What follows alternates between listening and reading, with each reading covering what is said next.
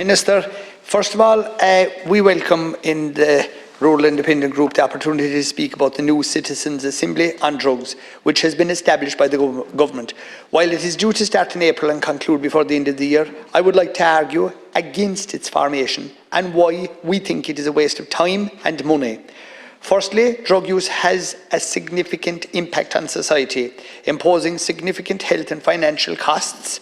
However, involving a group of hand-picked citizens in decision-making on drugs policy is not wholly, in our opinion, appropriate. This process represents a cover for a government that has failed to invest in addiction services and drug education, particularly for those who are less well off. Local community groups, GAA clubs and families are struggling to gain access to these services, so the government could immediately intervene and invest in these services today. Setting up an assembly will do nothing but delay and postpone any governmental action to provide the much needed supports to local communities that is required.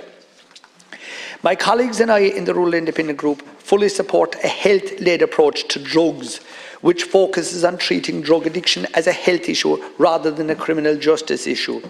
This approach recognises that drug addiction is a complex medical condition that requires treatment and support rather than punishment. However, in tandem with that, while the criminalisation of drugs is often seen as a solution to the harms of drugs use, it is not necessarily required for a health-led approach to be effective. Decriminalisation may remove criminal penalties for drug use, but it does not necessarily address the underlying health issues that lead to addiction.